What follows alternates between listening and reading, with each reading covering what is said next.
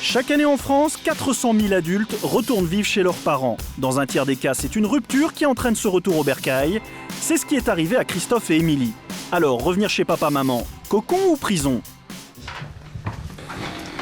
Émilie, je m'en vais au centre équestre. D'accord. Tu ranges ton bazar. Oui, oui. C'est pas vivable ta chambre. Oui. À 27 ans, Émilie doit encore obéir à sa mère comme un enfant. Et ça, ce n'est pas facile, surtout lorsqu'on a été marié comme elle pendant 7 ans. Mais Émilie n'a pas eu le choix. Après une rupture brutale, elle s'est retrouvée sans domicile et criblée de dettes. Heureusement que maman était là.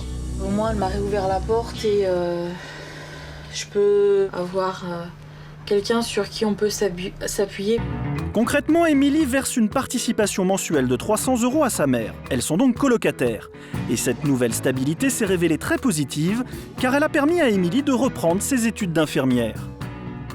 Comme on connaît les lieux, on se sent tout de suite en sécurité. Donc on retrouve tout de suite ses repères. Et puis ça redonne une dynamique. Ça permet de voir autre chose et ça crée une nouvelle relation avec ses parents. De son côté, Barbara, sa maman, a fait très attention de ne pas chambouler toutes ses habitudes. Elle consacre toujours ses loisirs à l'équitation, une passion qu'elle ne veut surtout pas sacrifier pour sa fille. Il faut aussi penser au futur, ce qui est de dire Émilie ne restera peut-être pas toujours à la maison, donc il faut aussi que je continue à vivre comme si elle n'était pas là, pour ne pas avoir trop de mal le jour où elle décidera de partir. C'est moi! En attendant, mère et fille doivent donc réapprendre à vivre sous le même toit au quotidien.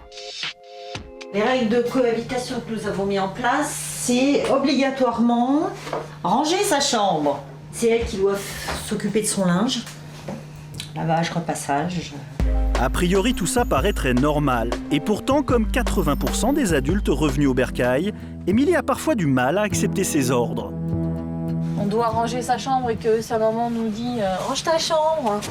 Ça donne vraiment pas l'impression qu'on est adulte, donc c'est pas une chose agréable à entendre. Mais on n'a pas le choix, faut le faire, ça fait partie des règles.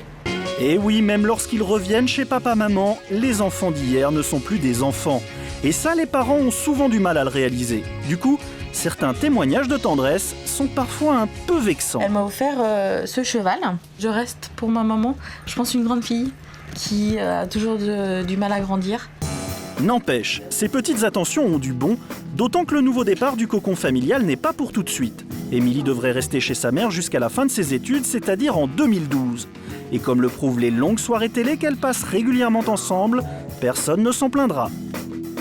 On a des bons moments où on se retrouve. Et puis, voilà. Chacun fait sa vie. Oui, c'est aussi simple que ça. Mais pour les 100 000 adultes qui retournent vivre chez papa-maman autour de la quarantaine, ce n'est malheureusement pas aussi simple que ça, surtout lorsqu'ils ont des enfants. C'est le cas de Christophe, 38 ans. Après une rupture conjugale, il a dû quitter le logement parisien dont il était propriétaire. Et ben voilà, c'est là où habite mon fils avec sa maman. Et c'était là où j'habitais avant, mais plus maintenant. Christophe, il est 20h, tu peux descendre, on va dîner. Ouais, j'arrive. Tu mets la table? Ouais. Depuis 22 mois, Christophe est retourné vivre dans le pavillon de ses parents avec son fils Iban. Une maison qu'il avait quittée voici 15 ans pour vivre sa vie d'adulte. Aujourd'hui, cet environnement familier et rassurant lui est d'un grand secours dans cette période difficile. Je ne sais pas trop comment j'aurais pu gérer la situation, sachant que globalement, je n'avais pas forcément les moyens d'avoir un appartement. J'aurais sans doute pas pu accepter de voir mon fils dans des conditions extrêmes, sans domicile, ce genre de choses. Mais comme Émilie, Christophe a dû réapprendre à vivre avec ses parents et donc à respecter toutes leurs règles. C'est toujours ce côté ado qui revient. Christophe met la table. Bon, globalement, on abandonne un petit peu sa vie sociale d'adulte en retournant vivre chez ses parents. Et c'est vrai qu'à 38 ans, ce n'est pas franchement évident de devoir présenter sa nouvelle petite amie à ses parents, par exemple. Même s'ils font beaucoup d'efforts pour que tout se passe bien. Elle est venue plusieurs fois chez mes parents l'ont accueillie à bras ouverts et de manière extrêmement courtoise, mais c'est vrai qu'il y a cette histoire de gêne. Ça, c'est peut-être ce qui a été le plus difficile pour nous. Maintenant, bon, c'est ton choix, c'est ta vie. Bien sûr, cette situation n'est facile à vivre pour personne, y compris les parents. Mais en grattant un peu, on s'aperçoit que ces derniers sont plutôt contents d'avoir retrouvé leur fils. Qu'ils soit revenu, bon, ça nous a un petit peu aussi fait du bien, parce qu'en fait, il est revenu chez son papa et sa maman, quoi. Allez, au revoir mon petit bonhomme. Christophe, lui, ne se plaint pas non plus. Il est parfaitement conscient de la chance qu'il a de bénéficier du soutien matériel et affectif de ses parents. Mais après 2 ans de cohabitation, il ne voudrait pas non plus que cette situation s'éternise. Il faut que cette situation se termine parce que j'ai aussi envie d'avoir des moments d'intimité avec mon fils et de pouvoir effectivement jouer avec lui, aller se balader, enfin faire ce genre de choses, mais qu'on soit que tous les deux. J'ai l'impression d'être devenu un tonton. Et je veux surtout pas devenir un tonton pour mon fils, quoi. À demain. À demain. Heureusement, l'horizon vient enfin de se dégager pour Christophe.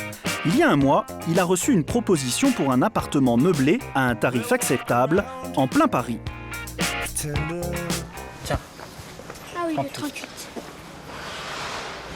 On va dire que c'est le début de la liberté. Voilà. Allez, c'est toi qui rentres. Des aménagements restent à faire avant de pouvoir s'installer dans ce meublé, mais pour Christophe et son fils, une nouvelle vie commence.